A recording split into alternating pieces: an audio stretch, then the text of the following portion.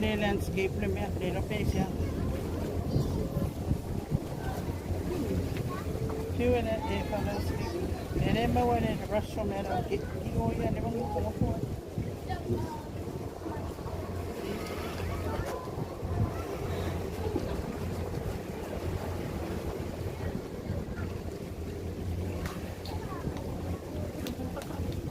Siwa pairam saya.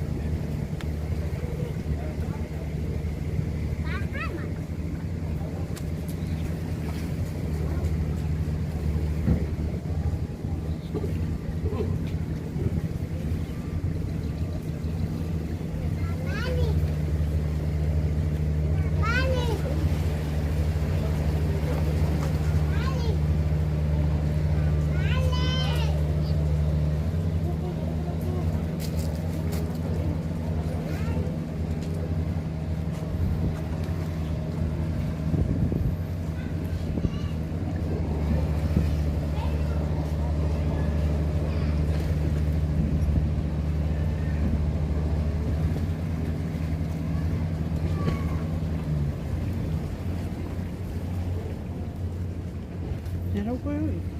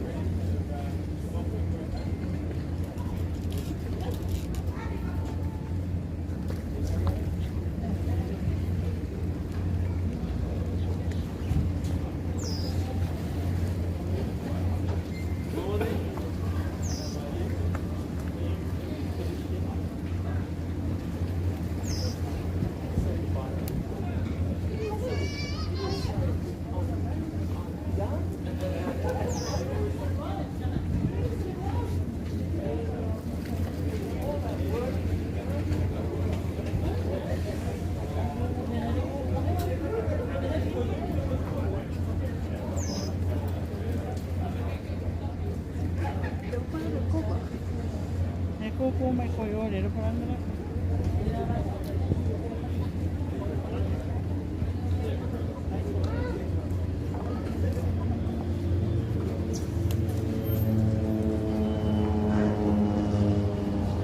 You ladies be careful out here, okay? How are we? Good. Yeah? Happy? Yes. Did you have a nice break? We don't know what's break means. Oh, they tricked you. That's alright. Lady found out half an hour ago. Oh? For the pre-photo. Pre-recording. That's not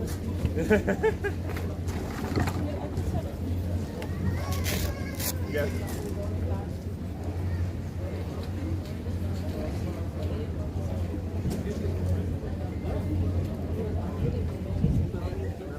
Remember when you guys said, oh, why did you not consult me?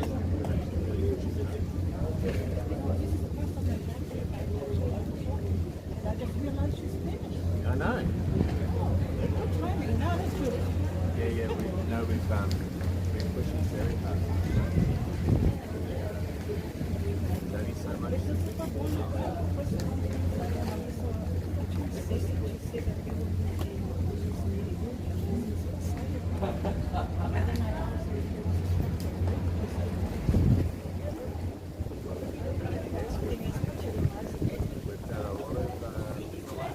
We've done a lot of so that media strategy that some of your media colleagues got to answer about was about trying to get them to talk to the media and get back internal releases and that sort of stuff. Pasalo fai no tato tunu wala mai mo mai ni pasalo tu sound ni ni tato radio sound mo mai ni wafu ni tautu ya pe o ni ile vai nga wa tato le wafu mo le sanga wengo le le ya ola so ya pe o ni mai mo mai ni tato live ya ole ba ale ole e pe ona ya sa ni to fa pe no e tau mai ole au ba na le ba fo ole na fa no tolu mai Australia pe ona yel fo ina malo Australia sa ta to Australia pe ona tu na ko i fa sa na na to sa na on vai ya ona so le o fo pe yel ko na mo tanga vengo le leo le lotu fa pe no ai le ta to ba fo ya mai sai ya ese fa kai le tu sai ole ole malanga mai e mesa karo fa Australia ya le ua tato mona wina i so ole launga utu an mano le whapea na whangaine le fionga i le sui wania le a fionga i le saoliri a tuala i o sefo pon pasio i a pei ona i al potramo ale mitanga wenga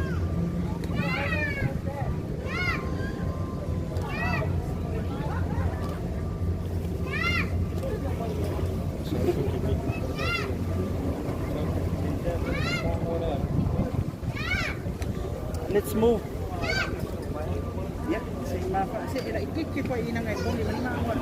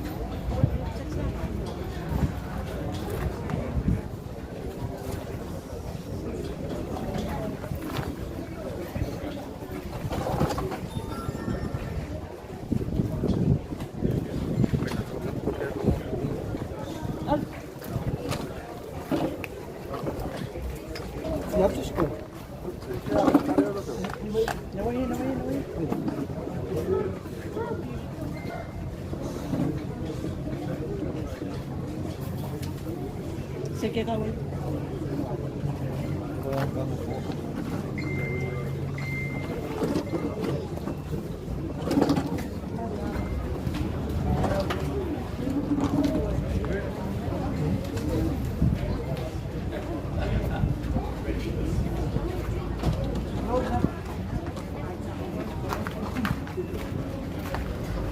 Right.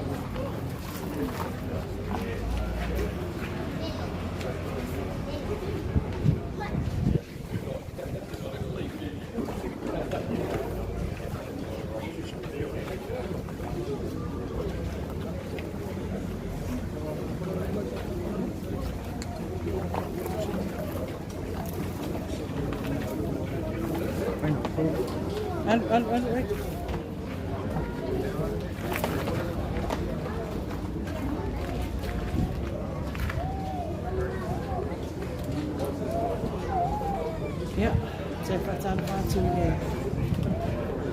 Mai muanga tato tunu ulo tato live radio samo malo le se from le ni. Saya phone le kum na le tu le wa uli ma to ni. Yo no mi te Charles fu samo. O mato fatisia to ya le fa filo ya to tato tunu wa se from tanga le le.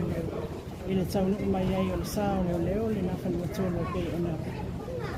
Awa sama mai mai Australia o le sosani al malo Australia wa ko ni tanto tulu wa mato wa penana o mai ni le le to mai o le officiale o le itai le wa ko ni tanto ya o fa se mai ele po kala le so ma le fuanga fa ele fa ngalo tu nei ya wa ko e le fa fe ya to ma fa tai o le to ona o le South Tower malo Australia o le malanga mai o tato wala mata mawhanau ia o tau nuk manmanwia ina o mai ele tonu masina o oma o whate te inga ia ma auma wai Australia ia ile tamu whainga ia o mai le sao i o leo a wafoli pupuinga o ngā tai whare o so tato o tunu ia whailo mai po kalame o le sunga Reverend Siosi Sasu la papeo na yote teina ia le salina tai ai ia a o le sauna nga tu matatu malo a piro iai le wa al Nafanua ia o le asa no ele pio na sibania le pio na ile sauli ia tuala te vanga i se po poni pasi sis latu o le tasile nasu i kamsina le pio na ia Misanga le atau tawa Samuel misanga e fa masui al malo Australia ya o pena una Italia ile amtana le kalami malo se furia sana ya o tatu la to fo ile aso lona se folo iba le le fo masina ya o tatu tama foi na angai kai atu le whai wina o masino i Januari e pa mea la baso pa me foi i tau sanga ia o le pa moe moele nei o le mamu o le foi o na tau koina nei o whai o na tau maua me se wa ai maso soani ia i le wa ana i tatile le tau na mai le mano ia pani o wala pane kuikuia ia ma le matai tunina ia o ngā tai whale o te kusi o tātou tau lea na o i le so alo le se komuia alo foi kula mo ni nei a tanga le ko te sana sa mo e te tunu no na se tato to singa tato ta parsi nani e a foi perdi ina i tua i lo to sufua ya mo se ona mai vai na to wa lo to pa ia ma mo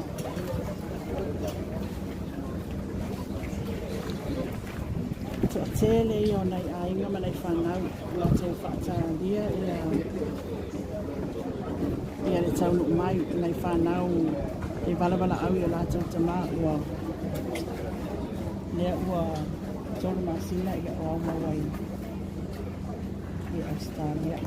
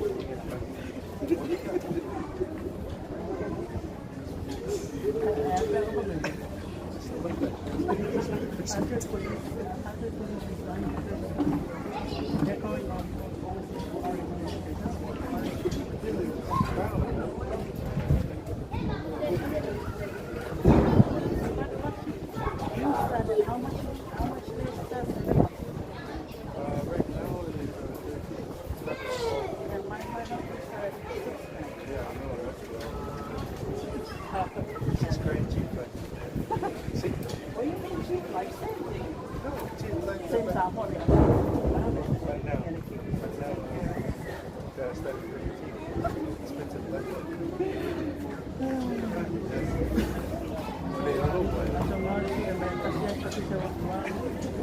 Apa yang kita tahu pakai dan puasa ni.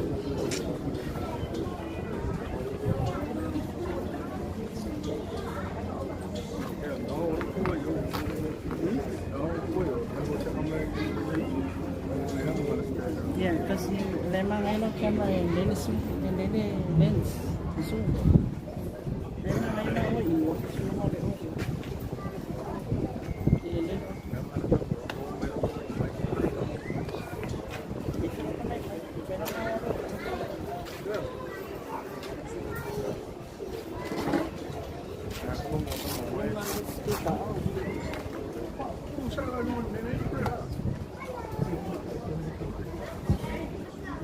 Man maani na makami o dito sa.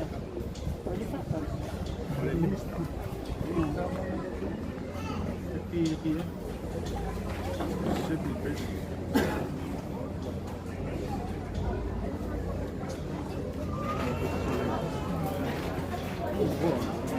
Yung man.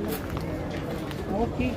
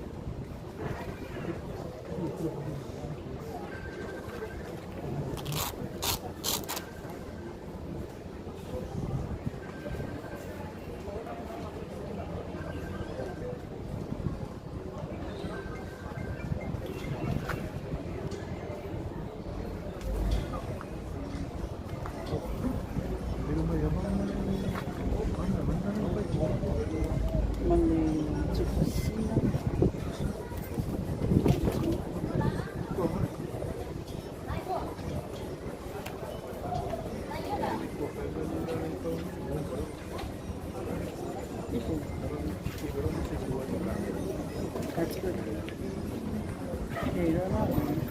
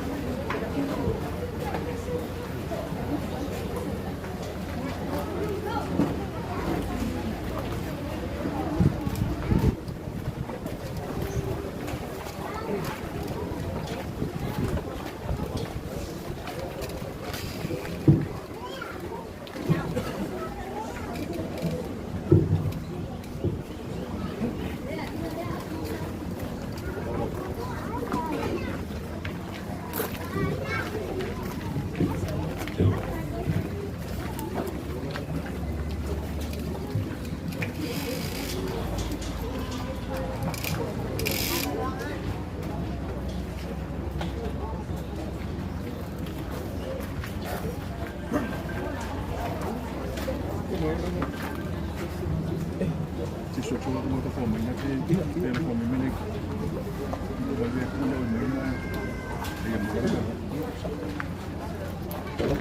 quello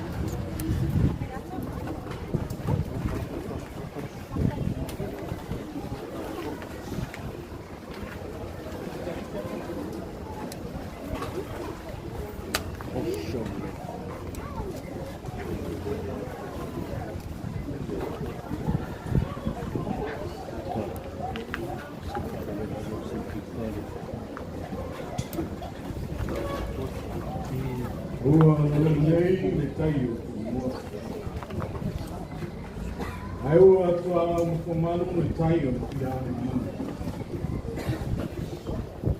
O le foi o tuta I kumua le tata ti mai a kolasa I tio. O te nasko. Ta komoni le tai ame. Kuko sa mua. E o lo sa o e ua saunei le vana tiu tau mai le vana tau. O loro mau kia lamu le vana. Atu e. Atu e. Atu e. Maloi. E o wha malona na tila. Mau wha o roro. E pai o na whalani. E ngā te au lea tele.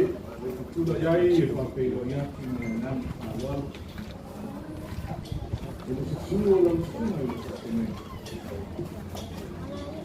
Le kumai o lau fionga e le sipa lia o le manu. Lau fionga, wana te waka, o te tio. Sungai, lau sungai le komisina, ma le problema mtana wenga o le leo. A fio sunu malo mai whaka. Pai o aina ma wo. O pai no tato ma kuka ni. Mapu mai. I speak on behalf of the Commissioner of Police. It is with great honor and respect to welcome you to this special ceremony. It is to welcome our men and women who sailed from Australia and they were able to arrive back home in Samoa today. I remember this. I know my plan for you is to prosper, not to. It is with great honor to welcome the Sungal Fatengainga, the Ufionga Sui Parliament, members of the Maritime Advisors team, for AFP colleagues, families, and friends. As usual, me uma e whai ke tātou tātou te mua mo lama I le tū. Me ni ngau tene o te walawai I lau sunga I le whakenei. Mola tātou te taroanga.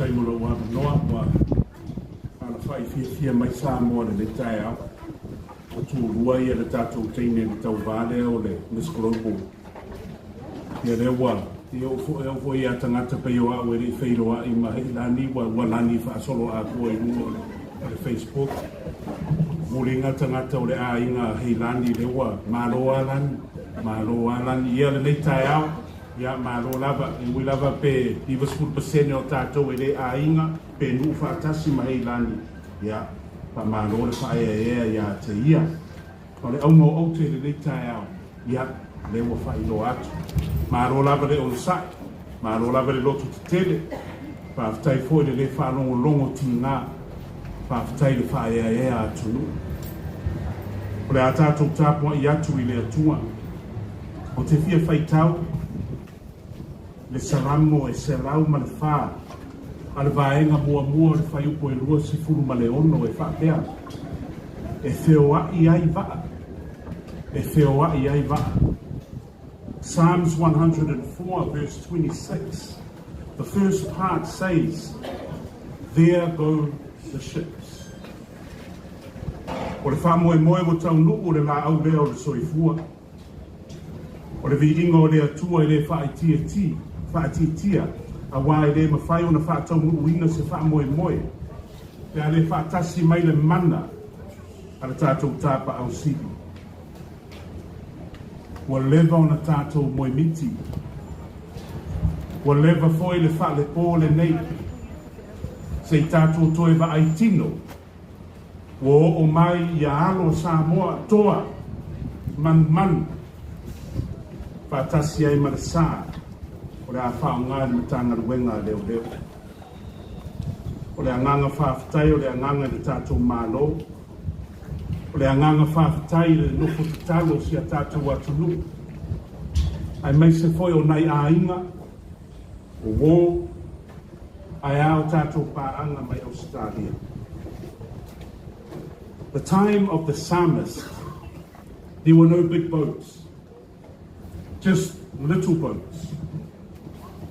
And David must have crossed this big boat, this big ship, on numerous occasions. And he must have wondered to himself, does this thing work?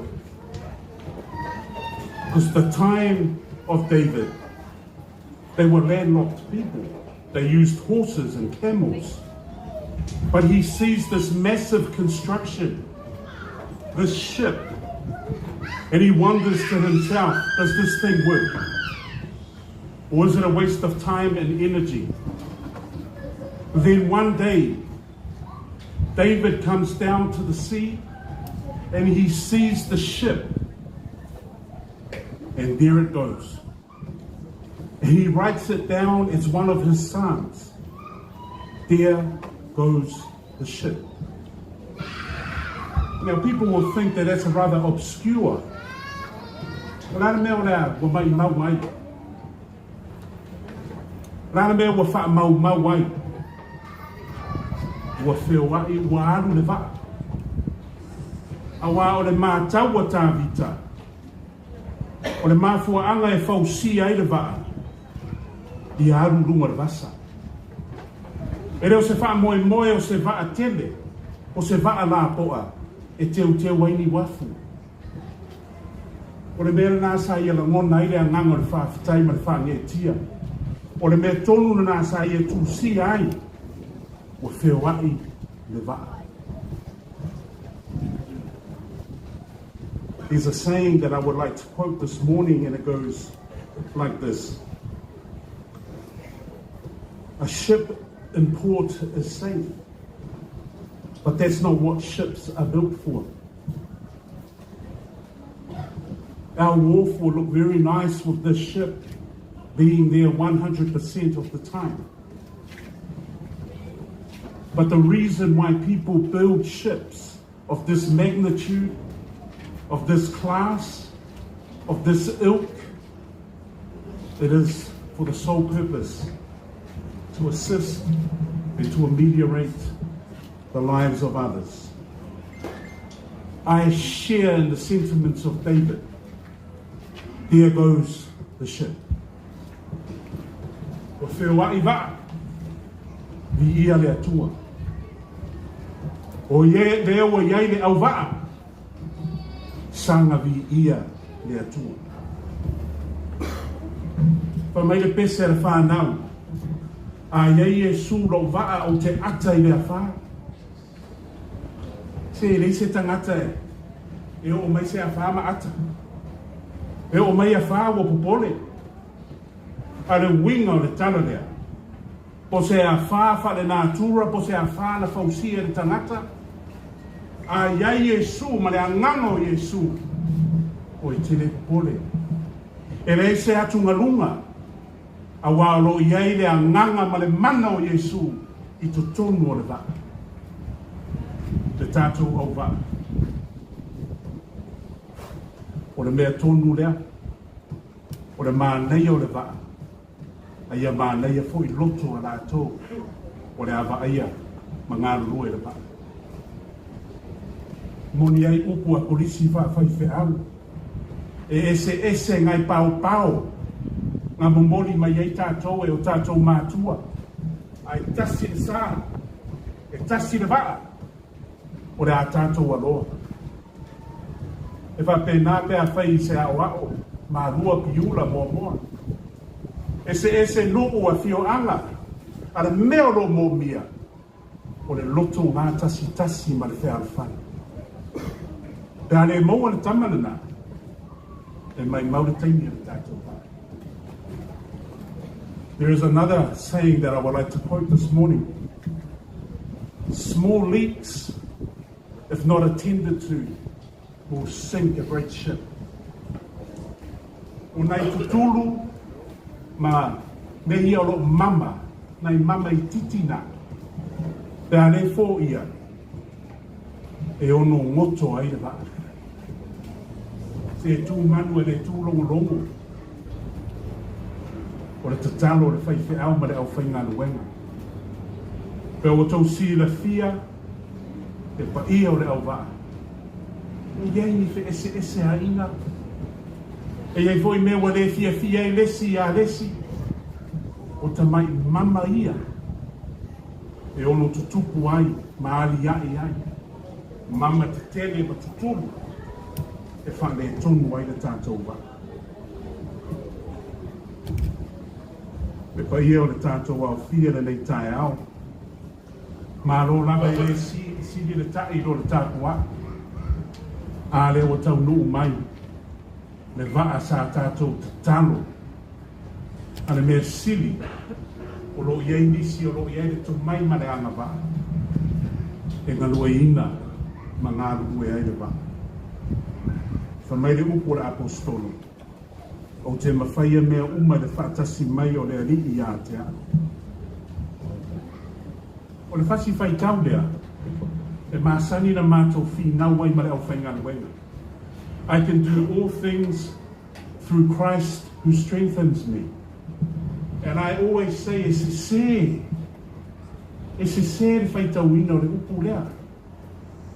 E te le mawhaia mea oma.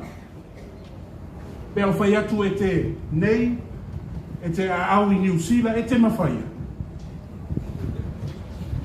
Pe au whai atu nei, e te momoe I Savai, e te mawhaia.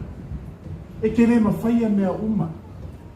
A le anganga o le upu lea, o te mawhaia mea uma, e whina ngalo ai Yesu. Mea le lei, mea paia, mea o ngā.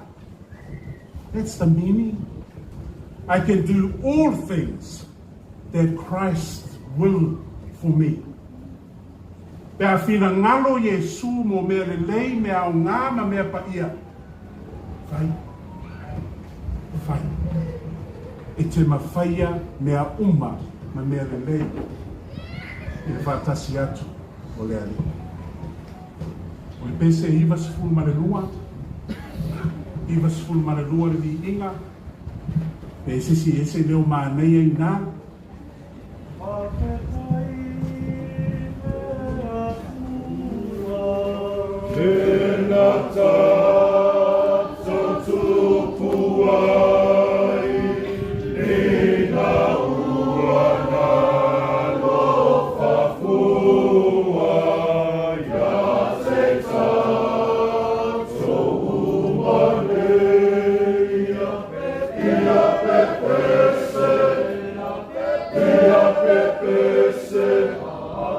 Hallelujah,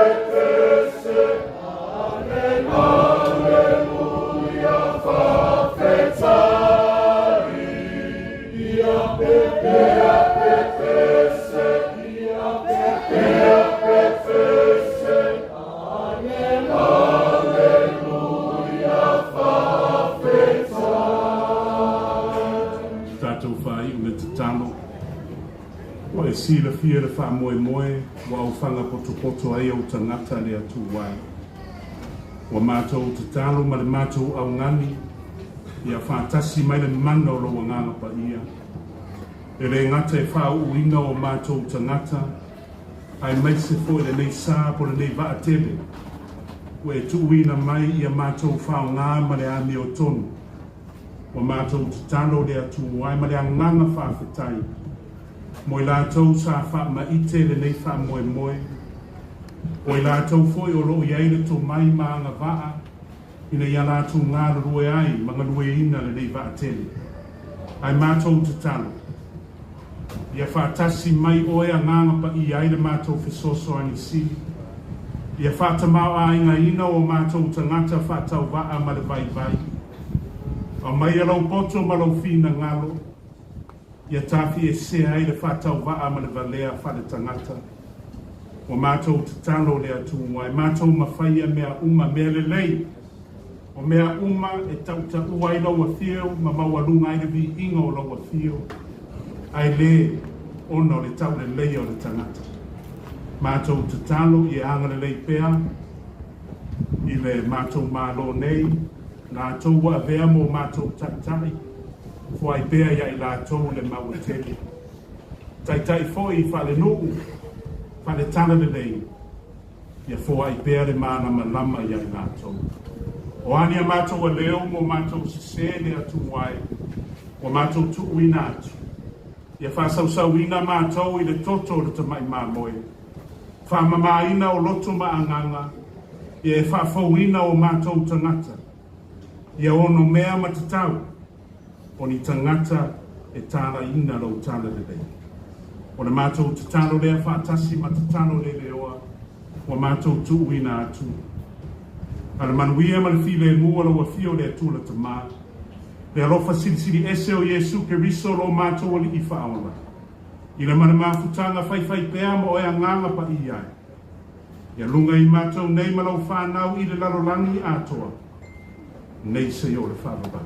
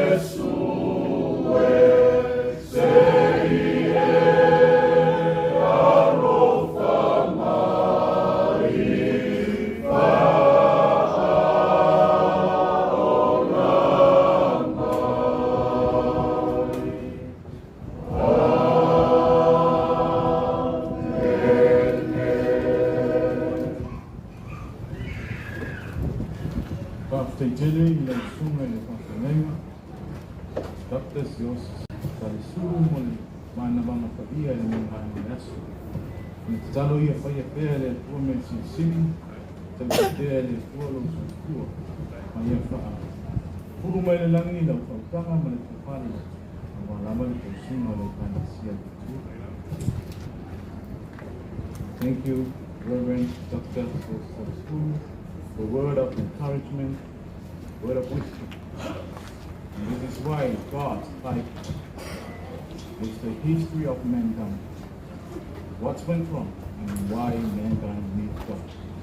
Revelation is the destiny. From mere to a notion from the Yasu.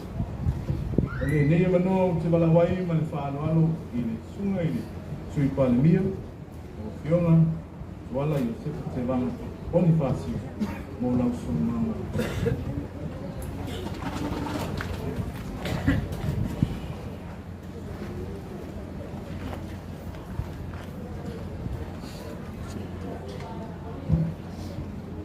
Whaftai le whongo le aso mo ua wanoa. Lau sunga le taitai o sauninga Reverend Dr. Salisulu Siosi. Le pulenga le matanga wenga leo leo whanpui ma le toi fuatainga. Sui mai le Australian Defence, Maritime Surveillance Advisor, Lieutenant Commander Jared Williams, ma le Technical Advisor, Chief Petty Officer Chris Marsh. Le paio a inga lasilasi ua susu matala au mai lau sunga le kapiteni ma le au vaa le Nafanua tolu. Talofa lava. Ua sili ofe le tautai ni no wae manuia le whaiva. Ua matalupe foi le seunga le nei tai au. Ua lau I ula e pou toa peo le whale na ia moa. Ua whanga I whangota e oli liva. Ma ua furi whau ai le vaa o mala. Ai tātou wholau I vaa o manu. Ma ua tātou oa I nei whaseu. Ma o tātou saa I mao malie. O tau saa ma whainga, ma malu whaal malo, ma malu whaale anganu, ma o tau pa ia whaatalo nei te tulau. O le ale o iai se whaamatalanga. Nunua tuia whaatini o tau sala o tau pa ia ma o tau mamalu. A wā saa ma whainga mai wawau. E o lava I whawawau. Ai wau tātou poto I nei aso. Ona o le moli mawina o le taunu mai. O le waa fau o le matanga o wenga leo. Whale pui ma toi fuatainga. Guardian Class Patrol Boat. Mo le Samoa Police Boat. Nafanua tonu. O le nei poloketi o se tasi o vaenga. O le poloketi o Soaswani a le malo Australia. I le malo Samoa ma le matanga o wenga o leo. O nei fuafuanga upa Australia.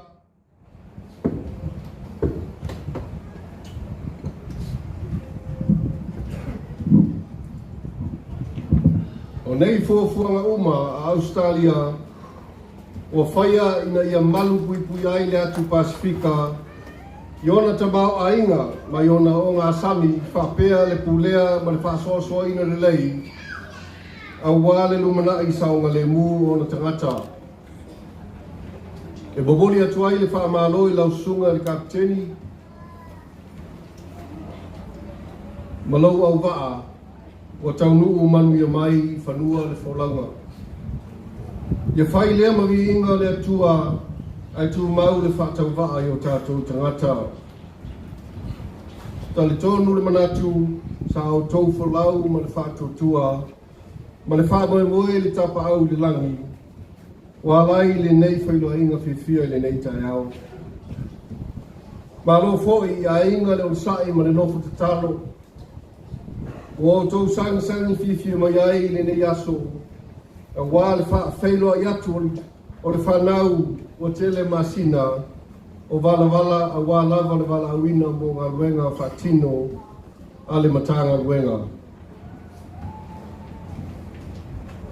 Reverend Dr. Salsulu Siosi, Executive of the Ministry of Police, Prisons and Corrections. Our partners from the Australian Defence Force, Maritime Surveillance Advisor Lieutenant Commander Jared Williams, and Technical Advisor Chief Petty Officer Chris Marsh.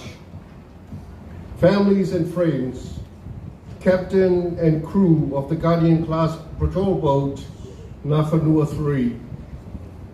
We are gathered here today to welcome home the newly gifted Guardian Class Patrol Boat, the Nafanua 3, a third to the series of patrol vessels that have been offered to the government of Samoa from the Australian government to monitor and protect our exclusive economic zone together with her crew who made the long journey from Perth, Western Australia, all the way to Samoa.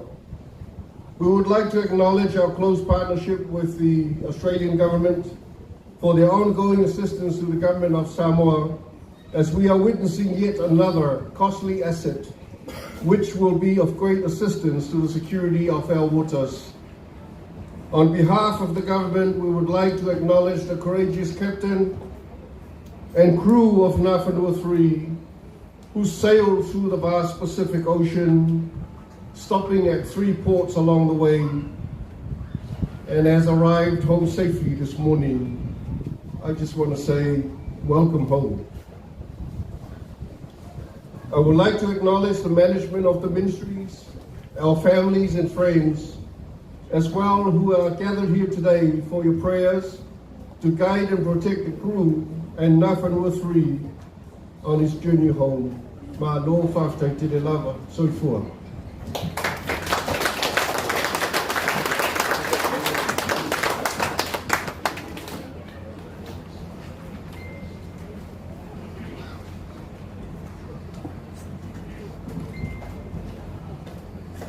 Kei toi a mai se whakatele, ang whainwanga mga tiu, ang tonga tu tanamia.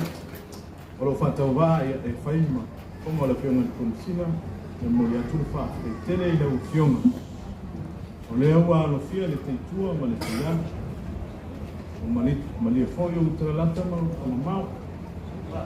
O ni loia ia mta afa e puni mta tongo ia whale ate te o iu.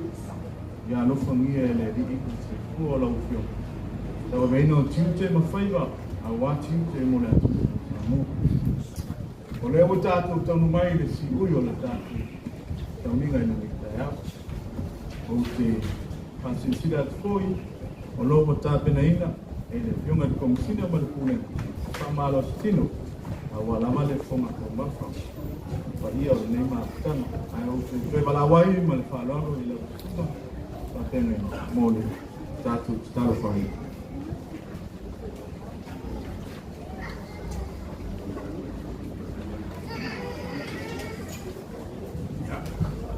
Saro le talo mo mea airia le la no wapea o male talo whamangia.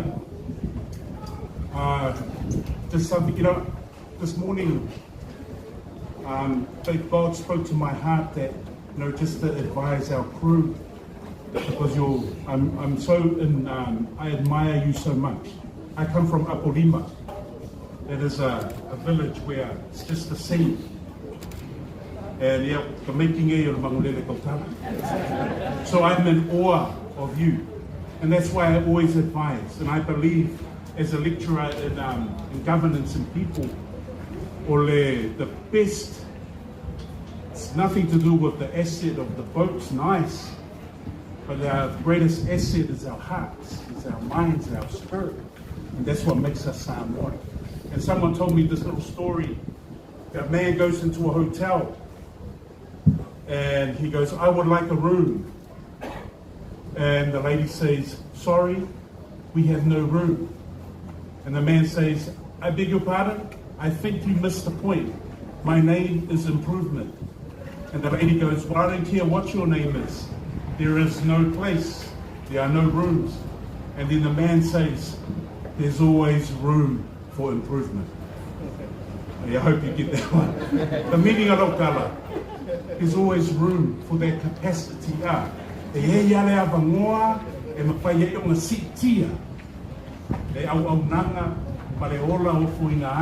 always room for improvement. Wa muta, wa ngata, wa lava lea, e leai. O loa, tala whaafaife au. Ia lesi vaengo, au nanga. Ia te iawa o whai lotu sesi te iawa tanga lofo whaakasi. Po lau sunga o le sui wale nia, po lau sunga le minska, po oi fo le komisinga. Inga e manga kua la ia, sa o ale whaife au la poka. There's always room for improvement. Whaftai Yesu, whaftai lea tua mo mea aiwe fo ina mai ai mātou.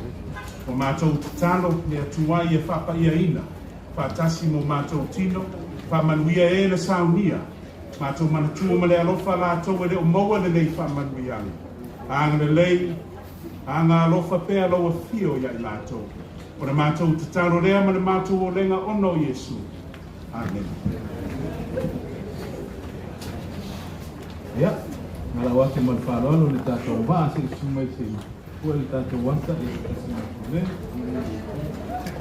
mai no le mo tato sta mai no mo tato rega sa pe no ye le pa no tono le nei po mai Australia mo tato le na pa no pe al sa mo le ka si pa ia tonu ia wa na ma o ai pe na na